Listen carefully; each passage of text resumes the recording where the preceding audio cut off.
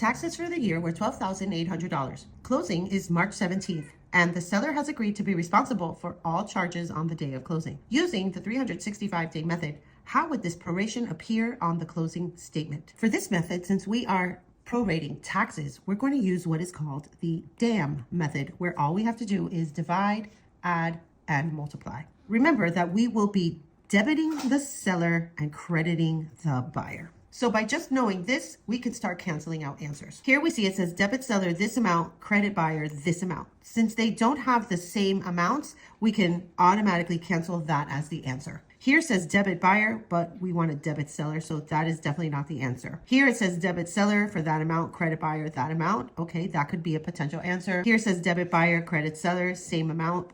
Definitely not the answer because it says debit buyer and we are crediting the buyer. So by process of elimination, the answer here is C. But let's check to see if it is correct using the DAM method. So the first step is to divide.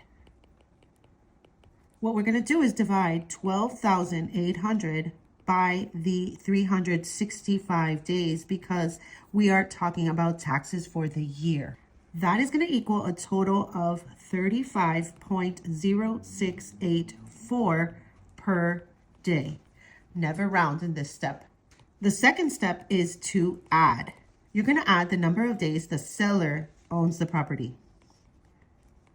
So from January 1 until the day of closing, which is March 17th, and since the seller has agreed to be responsible for those days for the day of closing, you're going to count all the way until March 17th. If the buyer was responsible for day of closing, this would have said January 1st to March 16th. So we're going to count January, February, and March. Since it's 365-day method, you have to use the number of days in each month. So January has 31 days, February has 28 days, and March will only have 17 days. That is now going to leave us a total days the seller owns the property of 76 days. Now the third step is to multiply.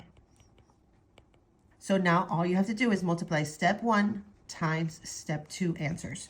So we're going to take 35.0684 and multiply by the 76 days, and that should equal $2,665 and 205. Since this is 5 or more, we're going to round this up one. So that is going to be $2,665.21, which we will be debiting the seller and crediting the buyer.